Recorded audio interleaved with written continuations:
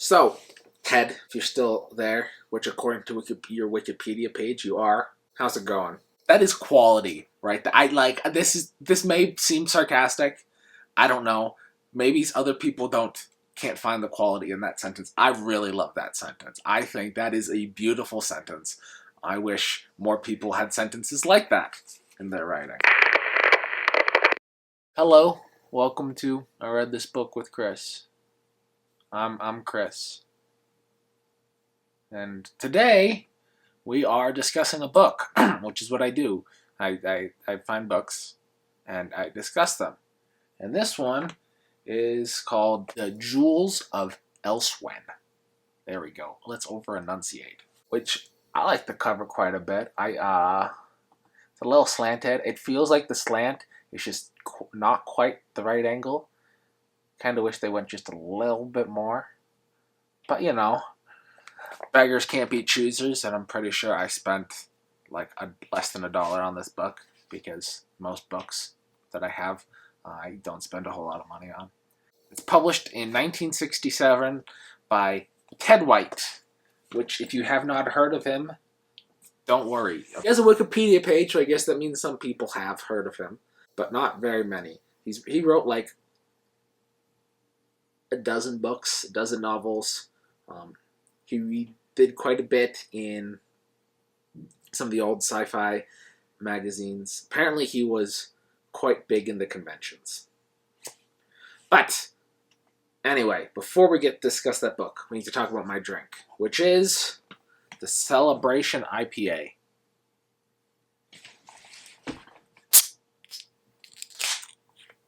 There you go. So, Ted, if you're still there, which according to your Wikipedia page you are, how's it going? I really like this book, and this may be like many books that I bring on this channel, which is, I don't know that these are good books, but I like them quite a bit. The Jewels of Elsewhen is not a time travel book, even though it kind of feels like it with the Elsewhen. It's a parallel universe book. Imagine we are all in an alternate reality that is, what's it called? Computer simulation. There we go. So, the whole concept of whether or not we are in a computer simulation was a big thing. I don't know that a whole lot of people think about that anymore. But for a while there, it was a big thing. But imagine it was a computer simulation, but there are no computers, and it was made by Leonardo da Vinci in the 1600s. I mean, that's pretty fun, right? And that's what this is. It takes them a little while to figure that out. It starts off great. The first 3-4 chapters, where they're in our world, as our world is falling apart, I find fantastic. Then they end up in a world where they are in New York. They're in New York the whole time. But they start off in New York, and then they're in this other New York, but it's a New York, but everyone's Italian. And I mean, New York, everyone is Italian. I mean, not everyone, but a lot of people are. But no, this is like actually Italian. Apparently, in this world that they go into, the Catholic Church has gotten the power of these simulations, of these computer simulations, and they've used it to take over the world, as you know, the Catholic Church does. So that's another world. And then there's the third world they get into is a world where Leonardo da Vinci has all his followers take over the world with their own secret society, which prevents wars, but also means that, because apparently the only technology we ever get is from war. So there are trains, but they're the crappiest trains in the world. Apparently they don't think about making train cars longer, so they're very, very short trains, and they're also very bumpy because they don't know how to smooth those out. Because apparently, if you are in war, if you're going to make a train, you got to make sure it's a smooth train. And if you don't have war, you're going to make a train, but you're going to make it bumpy. I don't know. It's a really fun idea. The concepts are fun. I like the idea of it. However, the plot itself, kind of overdone. I mean, this was 1967. I don't know how many parallel worlds computer simulation that I've read that are from earlier than this, but I'm sure I've read at least one or two. Doesn't seem to be a whole lot super original about it. So there's two characters you follow, Arthur Ficara and Kim Nemzik, which I don't know if that's a real name. It doesn't feel like a real name. But they're the characters that we follow, not super exciting, pretty boring, no real character growth. But as you can imagine, anyone who's read this old sci-fi, they start off not knowing each other and they end up in love, and I think they get married. So, there's that little bit of romance. But that's the only character growth there is, which is they aren't married, then they are married. I don't know. However, that being said, I really love the writing.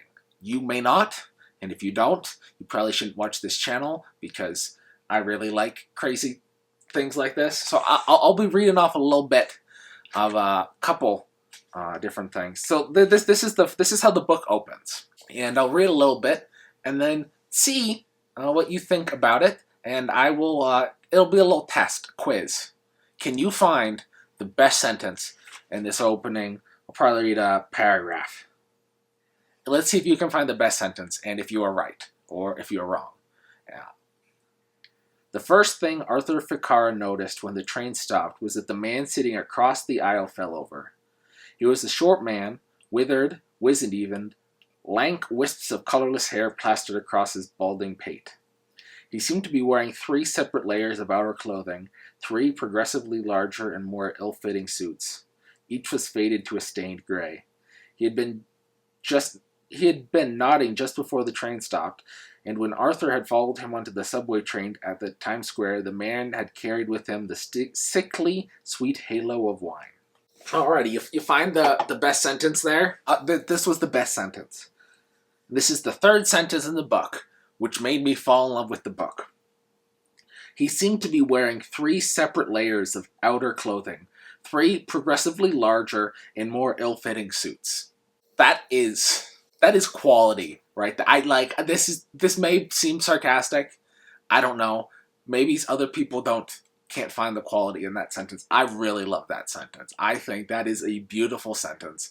I wish more people had sentences like that in their writing. So it starts off with the two of them. They're in a train, and then they realize the drunk guy, he falls over, and they realize that he's a mannequin, which is weird because they both saw him walk into the train, but he falls over. They go to help him up. His arm falls off, and they're like, well, maybe it's just a fake arm. People have fake arms. Maybe that's the reason he's drunk. But no, his head falls off. And most people don't have fake heads because you sort of need those. And then they go throughout the trains, the different cars on the subway. And the next car is filled with mannequins. And the next car is filled with cardboard cutouts. And the next car is filled with little pieces of paper that have people's names on them. And they manage to break out and they get into a New York City that's basically, if it's all just a figment of your imagination or a rough drawing, none of the right details are there. There's shops that's just called the meat shop. When they get to Arthur Ficara's apartment, Kim can't find her apartment because her building doesn't exist, even though she's on the right block. And Arthur, when he gets to his, there's literally just the outer walls, and you go inside the building, and it's just big, one big room. And so they go and they explore this New York City, and then this New York City then starts to fall apart. So here's some more beautiful writing, and let's see if you are correct in finding the joy in this. Like a thin sheet of paper tearing apart, a crack was spreading across the sky. The sky was like a purple-black sheet of crepe, splitting and tearing. A wind had come up all but unnoticed. Kim pushed her foot into her shoe unconsciously, holding Arthur's arm in a terrified grip. Sound beat down on them, the sound of rending of the fabric of reality. White cracks crossed and crisscrossed the sky, now a cold white that cast illumination upon the dark street. A distant section of sky suddenly sharply outlined. Then it fell, exposing a great patch of featureless porcelain white that was the coldest thing Arthur Ficara had ever looked upon. This bit of writing may not be as exciting a sentence, as he seemed to be wearing 3 separate layers of outer clothing, 3 progressively larger and more ill-fitting suits. Maybe it's not quite as beautiful and poetic as that, but as reading throughout this is the writing that pulled me in, made me get trapped in this book. I don't know. I read off a little bit of this book to my wife, and she thought the writing of it was good, and it had the rhythm of a lot of the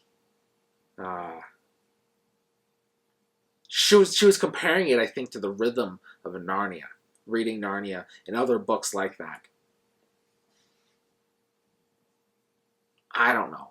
Rhythm is a hard thing to explain or to see just skimming over a book. You really have to read it.